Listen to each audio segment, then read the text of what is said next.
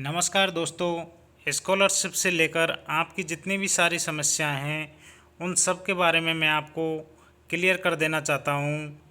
काफ़ी सारी समस्या लोगों को सामने आ रही हैं। किसी के स्कॉलरशिप डिसबर्स की प्रॉब्लम आ रही है, तो किसी के पीएफएमएस पोर्टल से रिजेक्शन की प्रॉब्लम आ रही है, तो किसी के बैंक अकाउंट में दोबारा से अपडेट की प्रॉब्लम आ रही है। काफ़ी सारी समस्याएं हैं। डिसबर्स के बाद पेमेंट नहीं होना, बजट अभाव, 40%, 60%, क्या मामला है?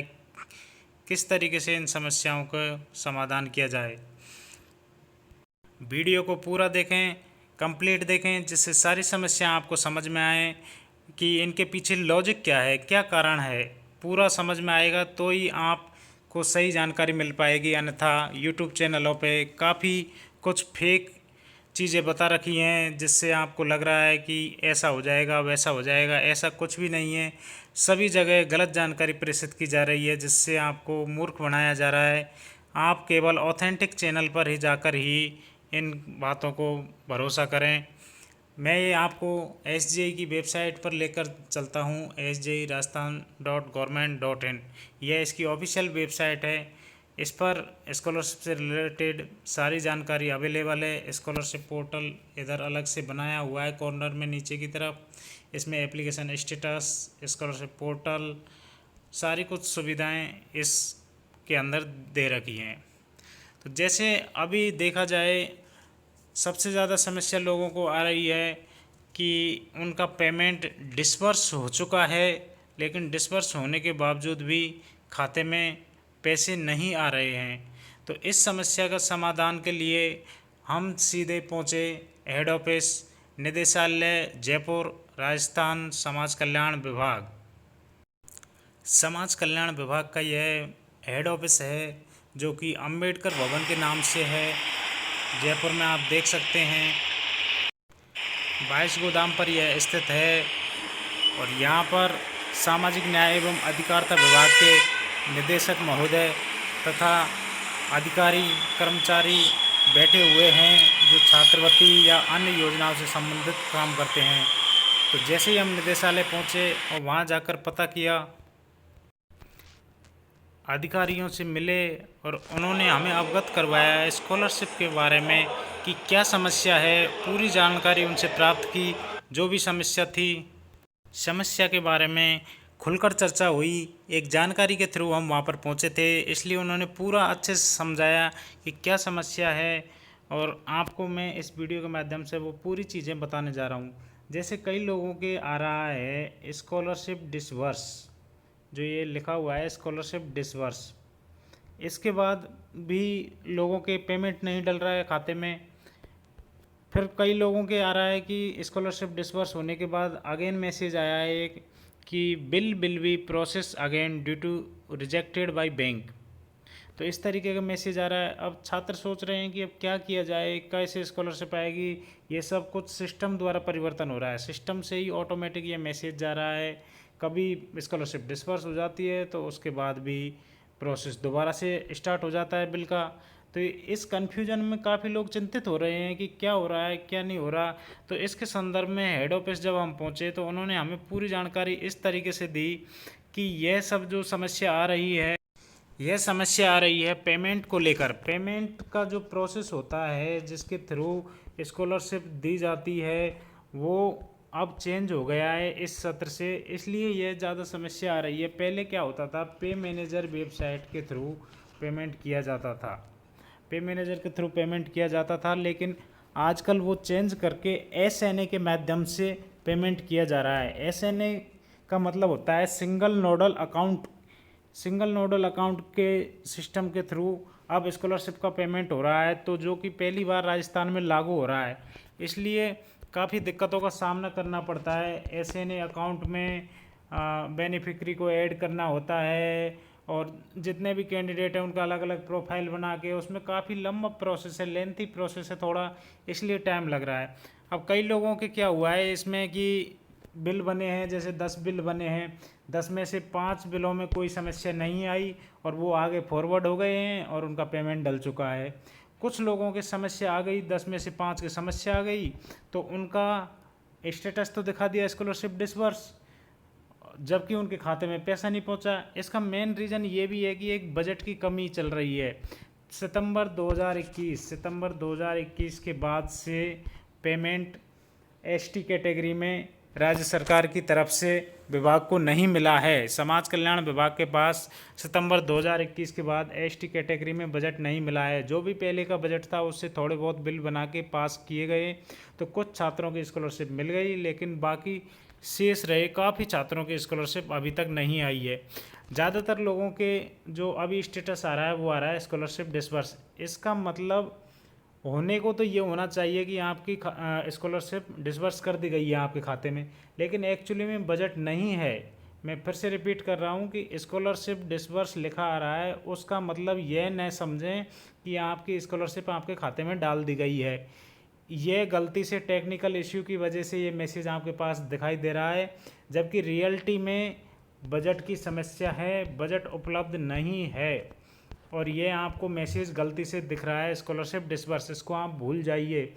कोई कहे आपसे कहे कि स्कॉलरशिप डिसबर्स लिखा आ रहा है, 4 दिन में आपके खाते में खाते में स्कॉलरशिप आ जाएगी, 10 दिन में आ जाएगी, 5 दिन में आ जाएगी, ये बिल्कुल गलत है। बिल्कुल भी स्कॉलरशिप नहीं आएगी जब तक गवर्नमेंट की तरफ से विभाग को बजट उपलब्ध नहीं होगा।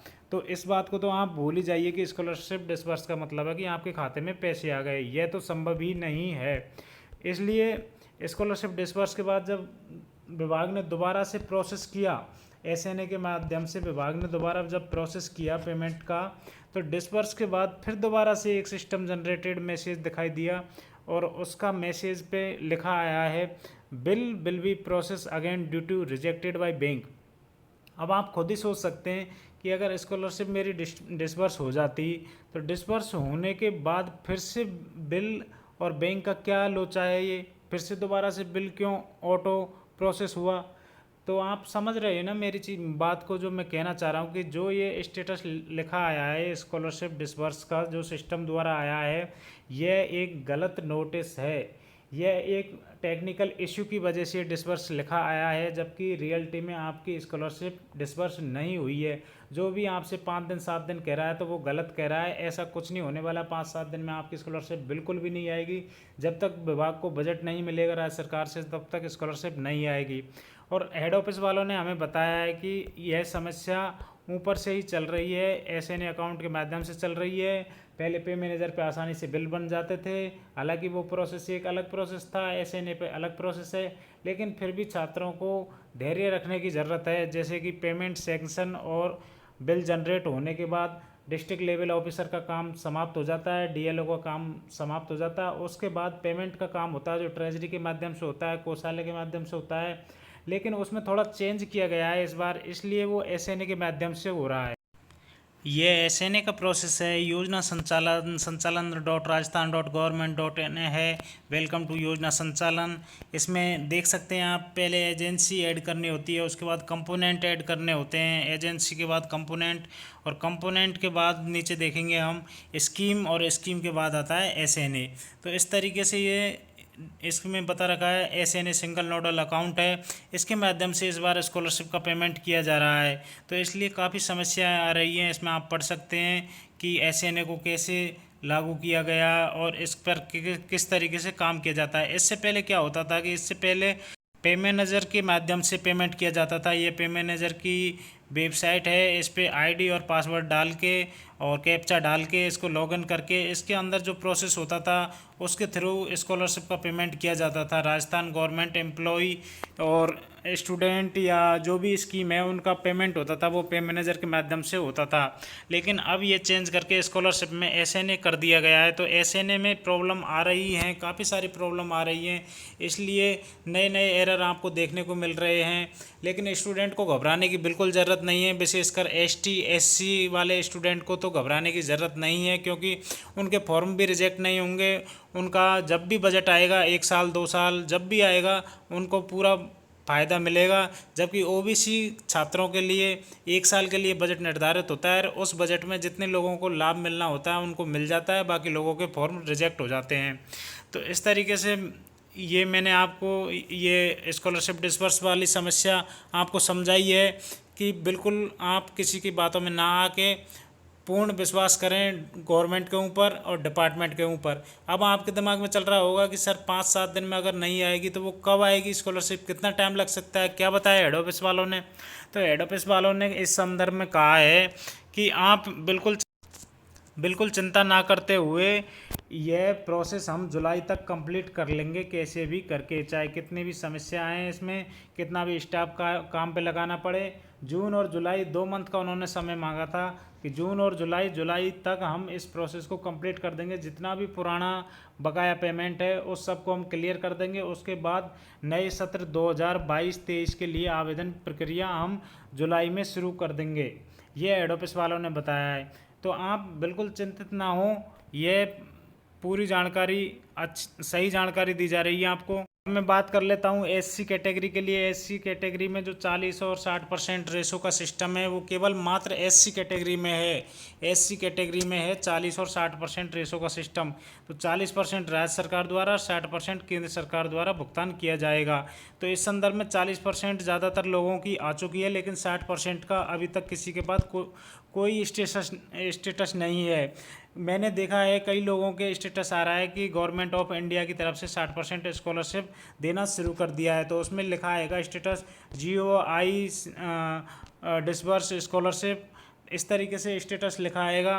तो उसका भी मतलब यही है कि 60% स्कॉलरशिप डिसबर्स अभी नहीं हुई है, जैसे ही होगी आपके अकाउंट में क्रेडिट हो जाएगी। और एक और अन्य बात मैं कहना चाहूँगा कि जो लोग आपसे कह रहे हैं भामाशाह चेक करो, जनाधार का अकाउंट चेक करो, ये करो वो करो, उसमें आएगी, किसी में भी नहीं आएगी। आपको पता है जब आपने आवेदन किया था स्कॉलरशिप का जब आवेदन किया था उस टाइम जो आपने अकाउंट नंबर दिए थे, क्योंकि जनाधार पोर्टल से ही वो अकाउंट नंबर लेता है, तो उस टाइम आपने कैंडिडेट के सेलेक्ट किए हैं या मम्मी के सेलेक्ट किए हैं, पापा के सेलेक्ट किए हैं, जो भी आपने अकाउंट नंबर दिया है उसी में छात्रवृत्ति आएगी। तो आप बिल्कुल चिंतित ना करें कि भामाशाह में या जनाधार में उस अकाउंट में इस अकाउंट में जाएंगे, जो आपके फॉर्म में अकाउंट नंबर दे रखा है उसी में जाएगी। इसके अलावा जो 60% स्कॉलरशिप आनी है केंद्र सरकार की तरफ से एससी कैटेगरी के लिए, वो आधार से जो लिंक होगा बैंक अकाउंट उसमें जाएगी। कैंडिडेट का जो आधार नंबर है, छात्र का जो आधार नंबर है, उससे जो बैंक अकाउंट लिंक है उसमें ही जाएगी। उसके लिए मैं आपको दिखा देता हूँ। विभाग की जो नई गाइडलाइन थी उसमें साफ साफ लिखा था उन्होंने कि पेमेंट मैकेनिज्म किस तरीके से रहेगा। तो 40% स्टेट गवर्नमेंट के पेमेंट के बाद जो 60% होगा वो ओनली थ्रू DBT होगा, डायरेक्ट बैंक ट्रांसफ़र। और इसका सिस्टम रहेगा आधार बेस्ड पेमेंट सिस्टम, आधार बेस्ड पेमेंट ब्रिज, मतलब जो आधार से लिंक होगा और उसको PFMS पोर्टल के थ्रू, जो कि सेंट्रल का पोर्टल है, उसके थ्रू वैलिड करके आधार नंबर को जो खाता लिंक होगा उसमें ही डायरेक्ट बैंक ट्रांसफ़र स्कॉलरशिप हो जाएगी। तो आपको इसमें चिंता करने की ज़रूरत नहीं है, क्योंकि सभी के आधार बैंक से लिंक हो चुके हैं और बैंक से भी लिंक हैं और फॉर्म भी आपके अप्रूव हो चुके हैं, सेंक्शन हो चुके हैं। तो स्कॉलरशिप की आपको इतनी चिंता करने की ज़रूरत नहीं है। जून या जुलाई तक लास्ट ही है, स्कॉलरशिप आपके खातों में आ जाएगी। बिल्कुल आपको चिंता करने की ज़रूरत नहीं है। और इन सब बातों को क्लियर करने के बाद अगर आपके मन में कोई डाउट है तो आप कमेंट कर सकते हैं, कमेंट में सवाल पूछ सकते हैं। मैं कोशिश करूंगा कि उन सभी कमेंटों के आपको जवाब मिलें, और जवाब नहीं मिलेंगे तो आपको वीडियो बनाकर एक ही वीडियो में सारे कमेंटों के जवाब